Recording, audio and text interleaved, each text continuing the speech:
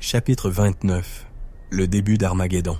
Les premiers gosses à le voir ne furent ni des soldats, ni des satellites, mais une petite famille de survivants, descendants de bergers et de scribes, vivant de barils d'eau de pluie et de mémoire dans les collines de la Haute-Galilée. Ils l'entendirent avant de le voir. Un grondement sourd, comme un tonnerre enfermé sous terre, vibrant dans le sol jusque dans leurs os. Le garçon fut le premier à parler. « Oui, c'est encore un tremblement de terre. » Son grand-père se leva sans répondre, levant une vieille paire de jumelles solaires fendillées. Et alors il le vit. Ce n'était pas une secousse, c'était un mouvement. Une marée lente et sombre rampant sur la plaine de Jezréel. Des rangées de blindés et de machines dissimulées sous une poussière synthétique. Des convois sans phare. Des drones avançant dans formation silencieuse. Ce n'était pas une armée, c'étaient plusieurs. Des nations superposées aux nations, s'étendant jusqu'à l'horizon. Au centre, d'immenses pylônes noirs s'élevaient comme de faux temples. Le garçon plissa les yeux. « Qu'est-ce qu'ils font ?» demanda-t-il. Le vieil homme expira lentement. « Ils ne font rien, » répondit-il. « Ah, ils attendent. » « Attendent quoi ?» Il abaissa ses jumelles. Sa voix n'était plus qu'un souffle. L'agneau. Puis, dans un murmure. « Aujourd'hui, c'est Yom Kippour. Ils croient s'être rassemblés pour conquérir, mais c'est le ciel qui les a convoqués. Pour le jugement. » Pendant ce temps, à Pétra, l'air de la caverne restait frais et immobile. Le silence des pierres à pieds anciennes pesant autour d'eux. À la lueur des torches et des lampes vacillantes, le reste s'était réuni. Hommes, femmes, enfants, visages creusés par la fatigue mais illuminés de détermination.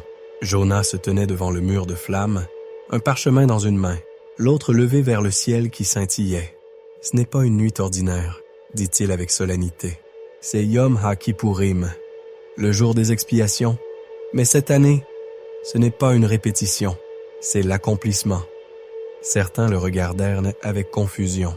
D'autres tombèrent à genoux là où il se tenait. Voici le texte avec les paragraphes consolidés pour plus de fluidité et de puissance narrative en version française, sans ajout. Cop. Pendant 10 jours, depuis la première trompette de la fête jusqu'à aujourd'hui, les coupes ont été versées comme des jugements sur l'Égypte. Mais cela a toujours été le plan.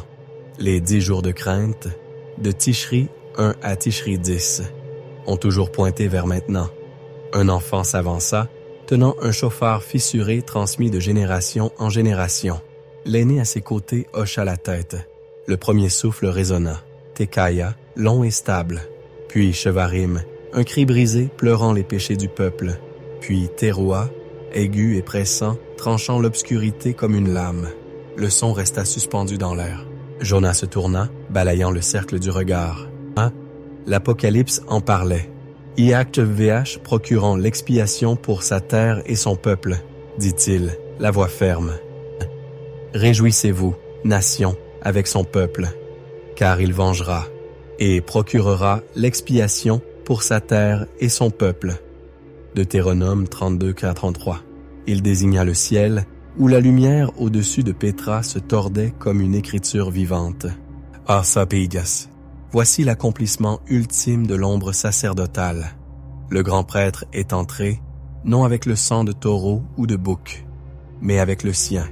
Et aujourd'hui, il purifie les cieux et la terre. Alia murmura. Et l'accusateur? Le dragon est précipité, répondit Jonas solennellement. Et l'Apocalypse confirmé. Il fit un pas en avant, sa voix s'alourdissant de gravité. Bah, depuis des générations, notre peuple a erré, exilé non seulement de la terre, mais de l'esprit. Nous connaissions les fêtes, mais non leur accomplissement. Nous attendions le fils de David, sans le reconnaître dans l'agneau. Sa main trembla légèrement en levant le rouleau. Mais ce soir, le voile se déchire à nouveau. Voici le texte consolidé en paragraphes fluides et traduit proprement en français. La voix de Naomi rompit le silence. « Tu veux dire, c'est maintenant ?» Jonah hocha lentement la tête. « Aïe, ils tourneront les regards vers moi, celui qu'ils ont transpercé, et ils pleureront sur lui comme on pleure sur un fils unique. » Zacharie 12:10. Il balaya la chambre du regard, survivant, fils de rabbin, mère ayant murmuré la Torah à la lumière d'une bougie pendant que le monde brûlait. Aujourd'hui, vos yeux s'ouvrent, dit-il doucement. Jadis, nous avions des yeux sans voir, mais maintenant, l'aveuglement est levé. Il le voit, celui que nous avons percé, et le deuil a déjà commencé, non pas dans la honte, mais dans le retour. Quelques membres du reste se couvrirent le visage, d'autres murmurèrent « Adonai, pardonne-nous, ayez pitié, nous n'avons d'espoir qu'en toi. » La voix de Jonah se fit plus forte. Le libérateur viendra de Sion, il détournera de Jacob toute impiété, et tout Israël sera sauvé. Romains 11, 26. Il se tourna vers Kaël et Aalia. Nous n'avons pas été rejetés. Nous avons été gardés jusqu'à l'entrée de la plénitude des nations. Et maintenant, la promesse s'éveille. Ce n'est pas la survie, c'est la restauration. Il désigna le mur de flamme où un seul mot était désormais gravé dans la pierre. Hésed, miséricorde. Le bouc émissaire s'est égaré. Le sang a été répandu. La source est ouverte. Et l'agneau est revenu. Non seulement comme juge, mais comme notre roi. Au-dessus de la caverne, la terre trembla. Artillerie lointaine, villes en ruine, la rage. De la guerre convergeant vers Megiddo, les forces du souverain, les légions de guerre de Séphora, les rois de la terre, tous rassemblés pour le combat. Et dans les profondeurs invisibles, la prière du reste s'éleva comme de l'encens. Baruch, Haba, Beshem, Adonai. Béni soit celui qui vient au nom du Seigneur. Alors qu'il priait, un silence soudain balaya le champ de bataille. Un calme surnaturel, comme si toute la création retenait son souffle. Et dans les cieux, les nuages commencèrent à se fendre. Pas. Ils les rassemblèrent dans le lieu appelé en hébreu Har Megiddo. À Megiddo, là où la terre se souvient de chaque guerre jamais menée, les armées du monde s'étaient assemblées sous des bannières d'unité et de tromperie. La vallée de Jezréel n'avait jamais contenu autant de morts, et pourtant aucun sang n'avait coulé, pas encore. Mais les armées étaient là. But the armies were there.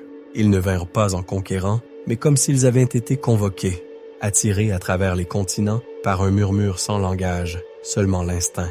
Depuis les vestiges du bloc eurasiatique, les dominions brûlées de l'Afrique du Nord et les technocraties en ruine du Pacifique, ils affluèrent en convoi interminable.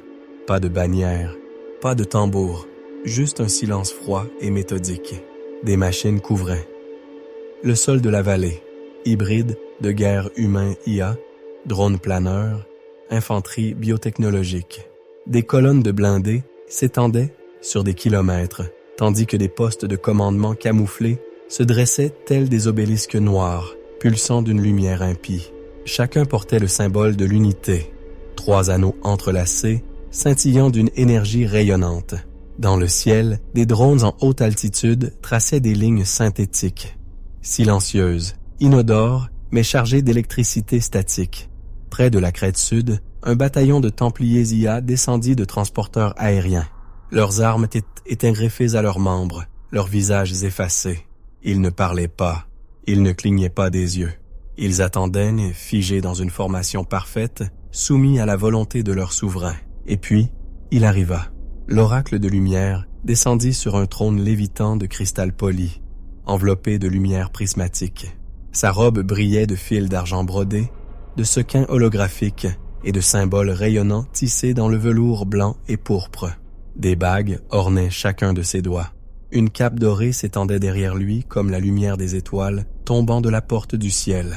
Son entrée n'était pas un simple spectacle, c'était une liturgie. Sa voix résonna, haute et théâtrale, telle l'aria finale d'une ancienne performance sacrée. À chaque mot, ses mains dansaient, dirigeant l'instant comme un maître d'orchestre divin. « Le seuil est ouvert, déclara-t-il. L'agneau viendra avec une épée. Mais d'abord, nous l'accueillerons par le feu. » Derrière lui, un monolithe colossal se déploya, une arme apocalyptique née du projet Oracle et de fragments arrachés aux ruines du Quaref. The soldiers called it the Chronolance. As. Ils ne vinrent pas en conquérant, mais comme s'ils avaient été convoqués, attirés à travers les continents par un murmure sans langage, seulement l'instinct. Depuis les vestiges du bloc eurasiatique, les dominions brûlés de l'Afrique du Nord et les technocraties en ruine du Pacifique, ils affluèrent en convois interminables.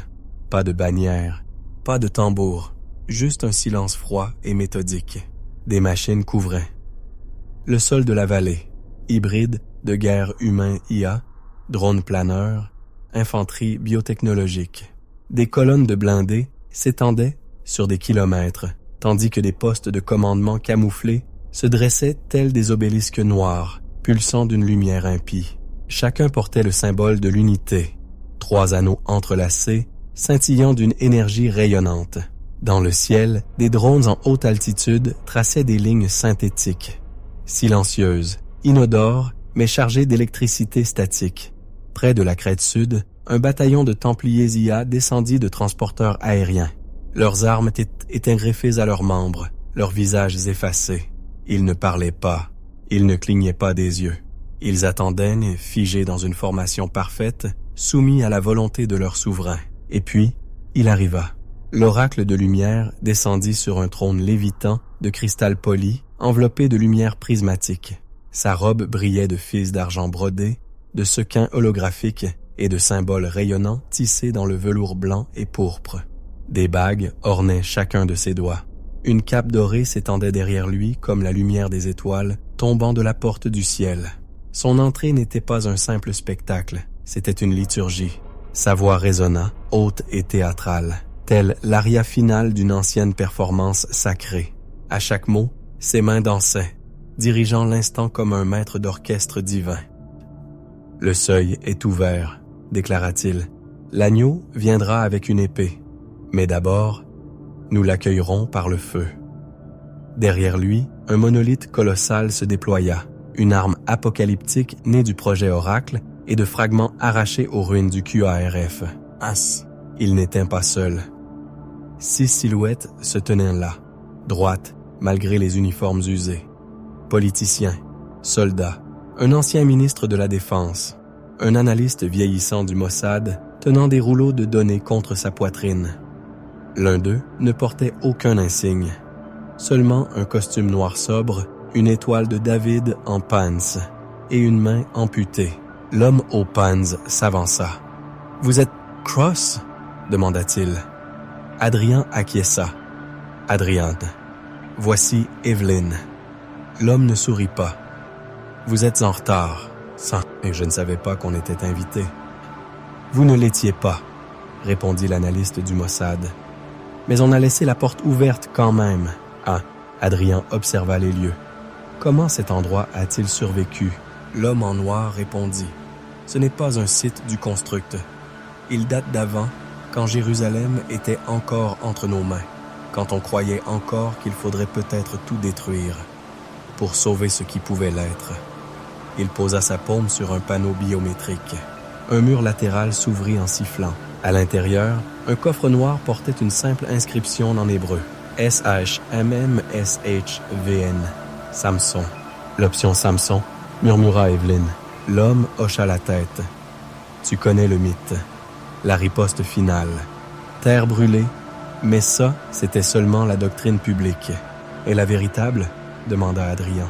L'homme le regarda, puis tendit un petit anneau en alliage forgé d'étoiles. Accès codé, clé biométrique et quantique. Il y a une couche plus profonde sous le Negev 1. Un nœud enfoui, lié aux premières données Oracle d'Israël, protégé depuis avant la naissance du système bête. Evelyn s'avança. Qu'est-ce que ça fait? L'analyste du Mossad parla enfin. Ça se souvient. Avant la réécriture, avant les flammes, c'était conçu comme contre-mesure pas seulement pour les missiles, pour les esprits. Adrien prit l'anneau lentement. Pourquoi moi? Parce que le dernier à l'avoir touché. C'était toi, dit l'homme. Genève, phase 1 d'Oracle. Tu étais dans le système avant qu'il ne soit détourné. La chambre s'assombrit brièvement alors qu'un tremblement passait des kilomètres au-dessus. L'homme en costume regarda vers le plafond renforcé. « Mais Il faut que tu partes maintenant. On couvrira ta sortie, mais après, il n'y a plus de gouvernement, plus de conseils. Nous sommes des fantômes. Tu es la dernière mission. » Adrien hocha la tête, glissant l'anneau dans une pochette près de sa poitrine. Evelyn croisa le regard de l'homme. « Pourquoi nous aider ?» L'homme sourit enfin un sourire las, amer, authentique. « Parce que Babylone a brûlé, et Jérusalem s'est inclinée. Mais Israël n'a jamais été fait pour s'agenouiller devant un menteur. Dans les couloirs taillés dans la pierre de Pétra, le dernier conseil s'était réuni, chaque visage marqué par le feu, la perte et une espérance inébranlable. La salle était faiblement éclairée par des lampes à huile et des bandes de flammes incrustées dans la roche. La poussière du dernier séisme s'accrochait encore aux poutres sculptées au-dessus d'eux. Des cartes, des parchemins et des plans tactiques annotés à la main étaient étalés sur une unique table de pierre au centre de la chambre. Personne ne part à but. Par là. Début. Adrien posa l'anneau sur la table métallique entre eux. Sa surface, sombre et polie, était étrangement chaude au toucher. L'homme en costume noir se pencha légèrement, les yeux plissés. « Ce n'est pas une arme. »« Non, » répondit Adrien. « Je ne crois pas que ça l'ait jamais été. » L'analyste du Mossad ajusta sa position. « C'est ancien. Cryptage de l'ère Oracle, peut-être même d'avant le construct. Il a réagi à ta biosignature pendant le scan. C'est pour ça qu'on t'a laissé entrer. » Evelyn fit lentement tourner l'anneau entre ses doigts. « Tu penses que ça ouvre le coffre sous le Negev ?» L'homme haussa les épaules. « Peut-être, c'est ce que disaient les anciens dossiers. Mais il ne se comporte pas comme nos interfaces habituelles. Il est plus réactif, comme s'il attendait quelque chose. » Une phrase revint à Adrian, murmurée jadis par Jonah. Le temps a déjà été brisé. Il pourrait se réparer encore. Adrien glissa l'anneau dans sa poche. Alors on l'emporte. S'il est censé ouvrir quelque chose, on le saura au bon moment. L'homme en costume hocha lentement la tête. Sache juste ceci. Certaines serrures ne s'ouvrent que lorsque le passé revient. Le temple vibrait d'une lumière artificielle et sourde. La lueur dorée des anciens rituels avait disparu. Les foules aussi. Ne restait que le silence, dense et attentif. La salle du trône résonnait des grésillements. Lointain, des réseaux en déclin. La grille constructe était presque entièrement tombée, mais le souverain restait debout. Il avançait dans le hall de la flamme, ses robes traînant comme de la fumée, les mains croisées dans le dos. Autour de lui, les projecteurs montraient des données de combat, des mouvements de troupes, des lignes de failles qui s'édeignent. Les nœuds du commandement unifié s'éteignaient les uns après les autres. Cela ne l'inquiétait pas. Ce qui comptait, c'était le ciel.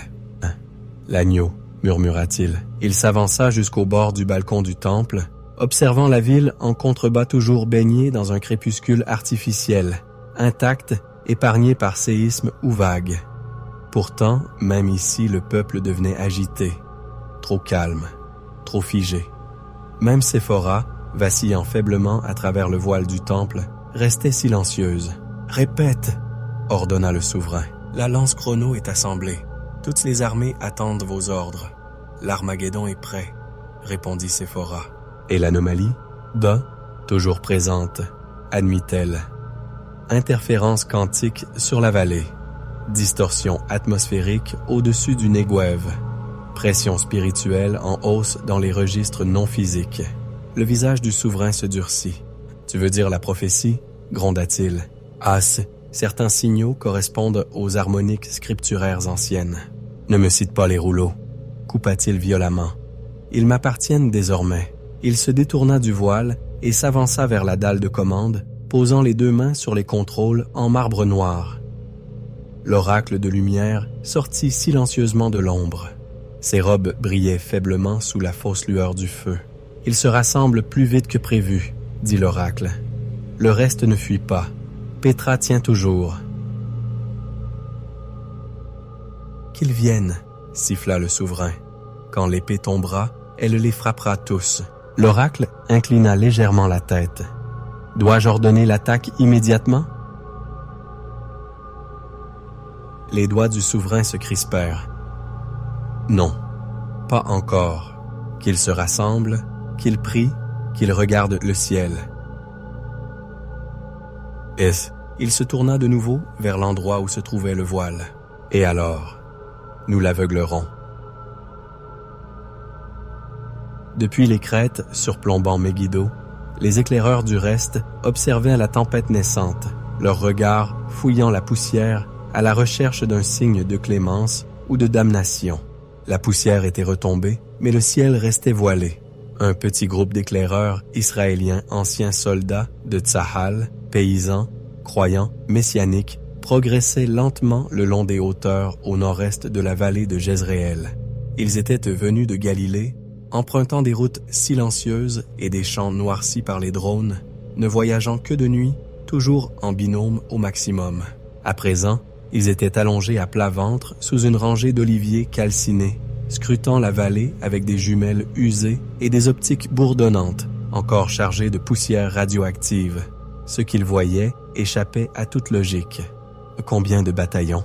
murmura l'un d'eux. « J'ai arrêté de compter », répondit un autre. « Bas, ils ne cherchent même pas à se cacher. » D'immenses plateformes de déploiement parsemaient à la plaine. Des biodrones tournaient en spirale dans le ciel comme des vautours, leurs ailes brillantes d'une lumière fausse. Des rangées de transports blindés s'étendaient jusqu'à l'horizon, chacun marqué du symbole de l'unité, immobiles comme des pièces d'échecs encore figées. Au centre de la vallée, une arme colossale émettait une pulsation discrète, la lance chrono, enveloppée d'échafaudages, pointée vers le ciel, tel un défi lancé aux cieux. Tova, la plus âgée des éclaireurs, ajusta ses lentilles et se figea. « Là, dit-elle, au-dessus, vous voyez ?» Tous levèrent les yeux vers la zone indiquée. Le ciel au-dessus de Megiddo ondulait. Pas à cause des nuages, pas à cause du vent. Quelque chose frémissait là-haut, comme un voile tendu jusqu'au point de rupture. Et dans ces ondulations, quelque chose bougeait, quelque chose de lumineux. « Qu'est-ce que c'est ?» demanda l'un d'eux. « Une déchirure ?» dit Tova. « Dans quoi ?» ?»« Dans l'air. » Elle baissa la voix. Dans le temps, dans le jugement, ses doigts s'enfoncèrent dans la terre, puis ses yeux se révulsèrent. Tova s'effondra à genoux, étranglant un cri qui ne venait pas d'elle. Ses lèvres bougèrent, et les autres se turent. « Je l'ai vu », souffla-t-elle. Monter, les yeux comme des flammes, un manteau trempé de sang, un nom que nul ne connaît, sauf lui. Elle leva les yeux vers les nuages, tremblante. « Va, il n'est plus loin maintenant. » Et pourtant, les rois ne se repentirent pas. Mais le ciel ne leur appartenait plus.